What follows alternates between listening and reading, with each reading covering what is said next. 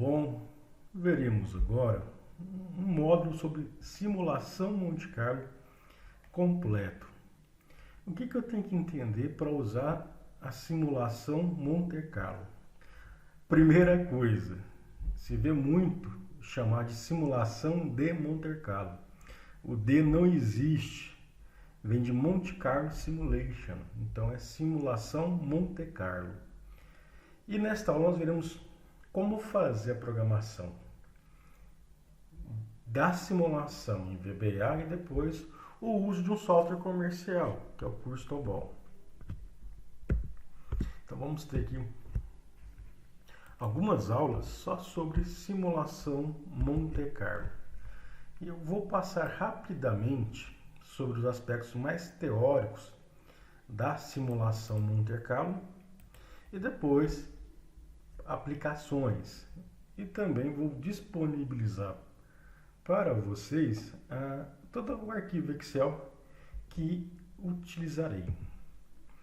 Então, o nome simulação Monte Carlo ela é uma classe de métodos estatísticos que se baseia em amostragem massiva e aleatórias. O que é uma amostragem massiva?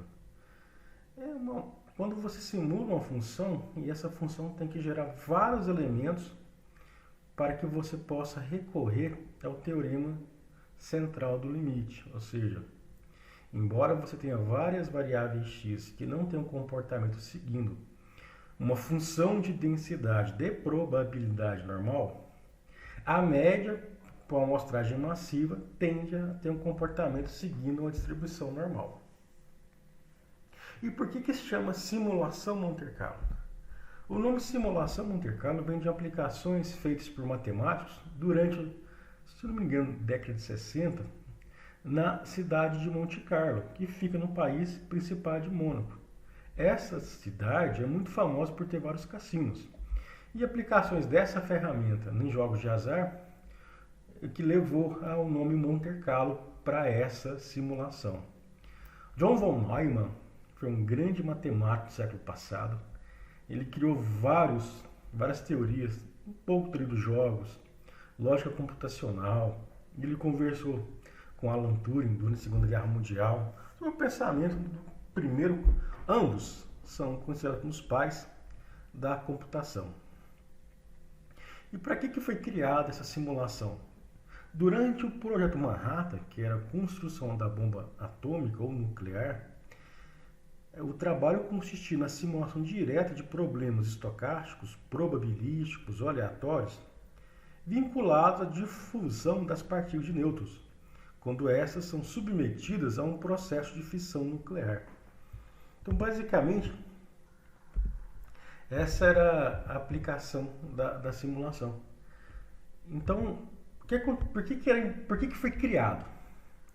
É porque existia naquela época um modelo simplificado para calcular o comportamento de um átomo, porém nenhum modelo para um grupo de átomos desta magnitude.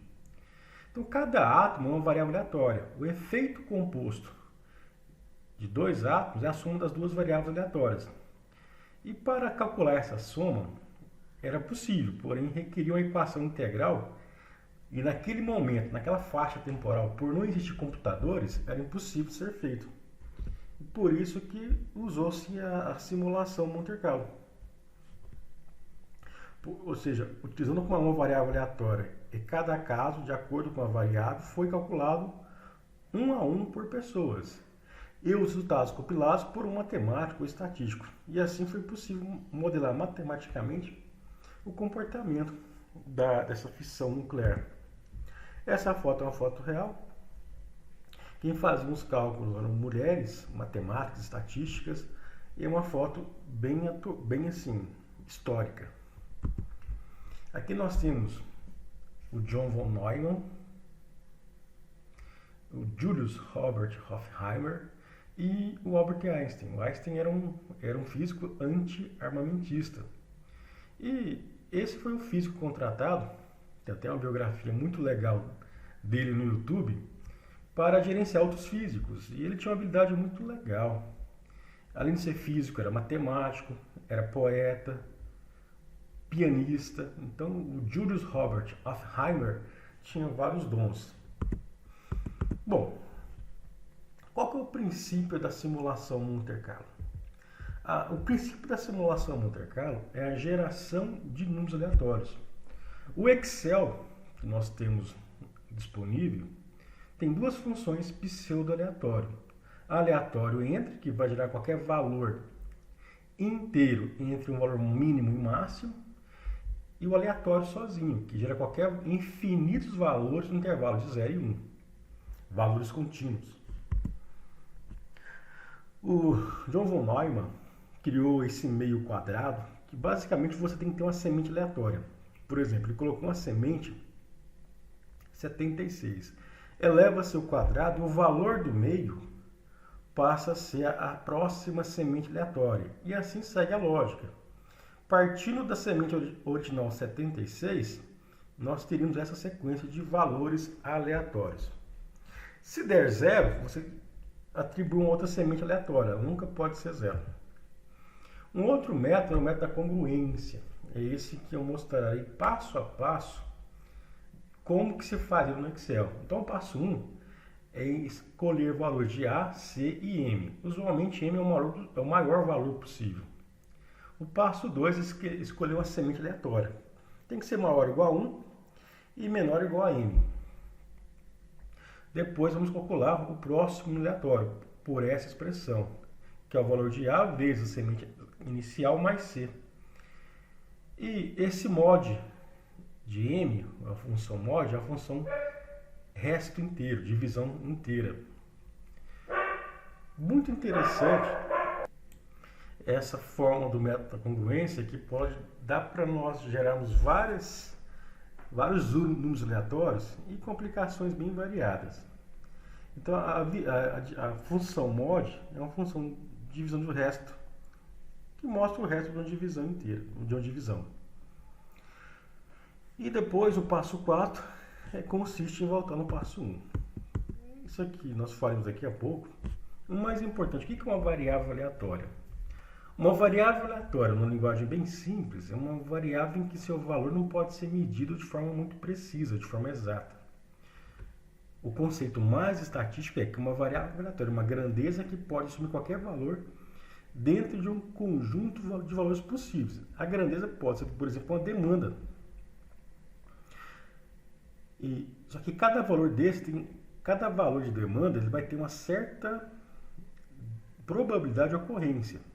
E essa probabilidade de ocorrência é gerenciada por uma função de densidade de probabilidade. Então, uma variável aleatória, na verdade, é uma função para regir comportamentos aleatórios ou estocásticos, probabilísticos, de sistemas reais. O que nós usamos com muita frequência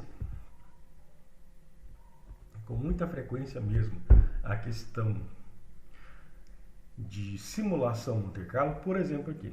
Nós temos aqui mostrado por essa figura o comportamento de uma curva normal, uma curva gaussiana. Então, seja epsilon um experimento aleatório, qualquer experimento aleatório. E esse é o espaço amostral. Então, nós temos aqui o comportamento de uma demanda, nesse espaço amostral S.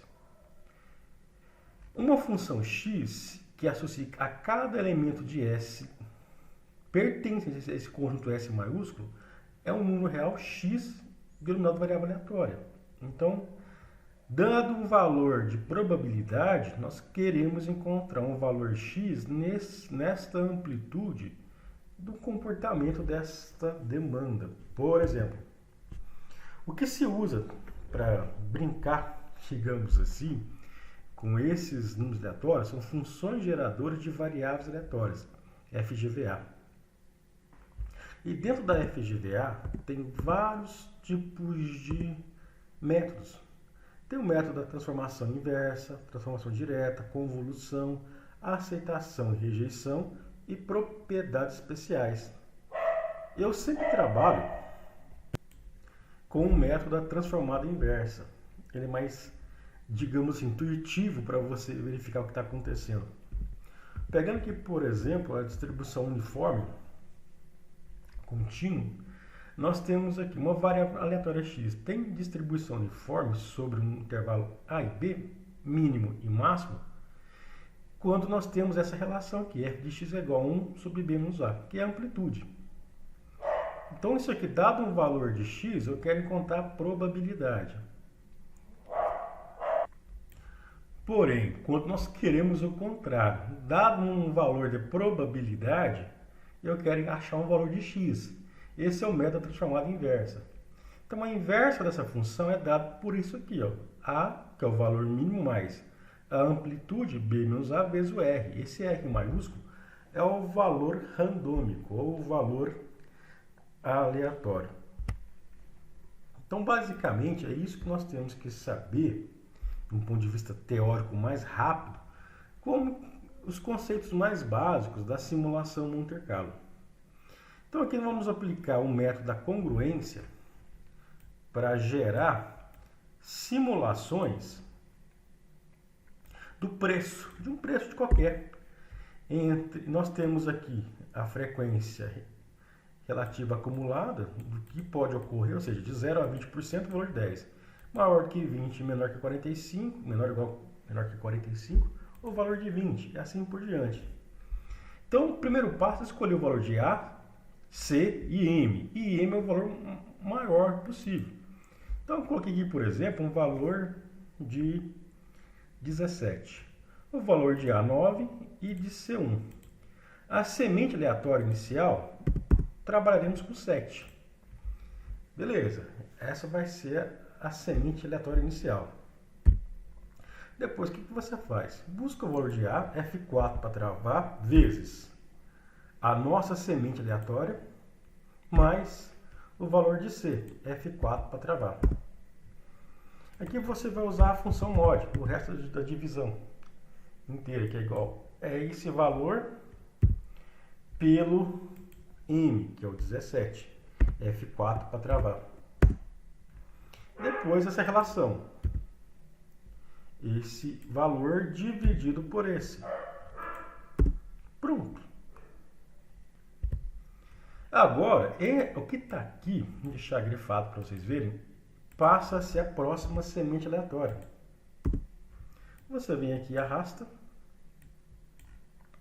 Na linha 1, arrasta até a quantidade de valores aleatórios que você deseja trabalhar.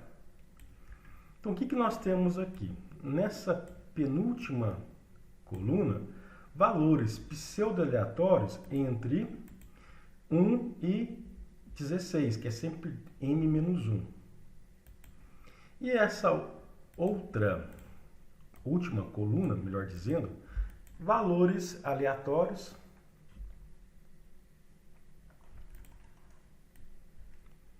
entre 0 e 1. Só uma observação, pessoal, que aqui é o seguinte. É o que nós obtivemos aqui dividido pelo valor de m, F4. Beleza? Só uma correçãozinha, porque a última coluna vai gerar valores aleatórios entre 0 e 1, contínuos. A penúltima coluna, valores pseudo-aleatórios também, inteiros, entre 1 e m-1, que vai dar 16. Beleza, turma? Tanto é que se você colocar aqui, sei lá, 100, já tem alteração aqui. Esse é o valor de 1 até 99. Beleza, pessoal? Show de bola. Como é que você usa esse número aleatório para gerar essa simulação do nosso preço de uma forma bem rápida? Você olha para o seguinte. Eu tenho que criar uma função que, se estiver nesse intervalo aqui, entre 0 e 20, buscar o valor de 10. Aqui é a função igual proc_v. Procura na vertical, proc_v. O valor procurado é esse aleatório que já calculamos. Aqui você multiplica por 100. Eu prefiro usar esse, porque esse aqui vai gerar de 0 a 17. E aqui, se eu multiplicar por 100, vai gerar valor entre 0 e 100 contínuos. Buscando essa matriz aqui, F4 para travar. E a terceira coluna, o terceiro vetor coluna, é que eu quero simular. E você arrasta até as simulações que você desejar. Por exemplo, por que aqui deu 20?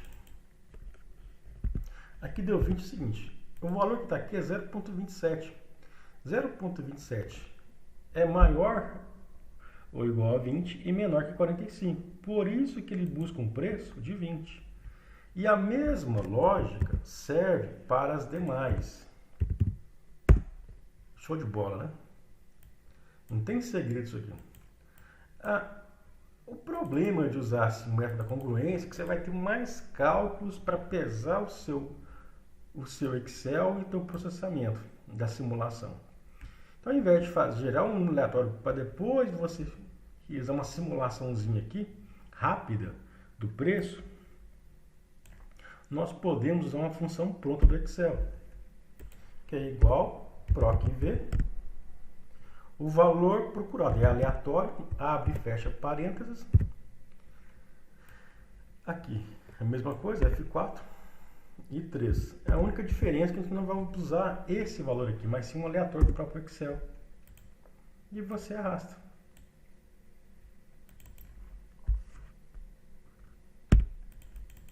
Então, sempre que você executar as simulações, vai pular. Uma observação, a função aleatória gera qualquer valor entre 0 e 1. Multiplica por 100 para gerar valores aleatórios de 0 a 100, que é o que está na nossa faixa, na nossa tabela de frequência. Agora, sempre que você fizer uma operação, esses números vão ficar pulando. Vão ficar assim, simulando só esses valores de x. Isso é bem interessante porque melhora a qualidade da nossa simulação. E usar isso aqui também pode ser feito, mas seria, além de ser mais trabalhoso, nós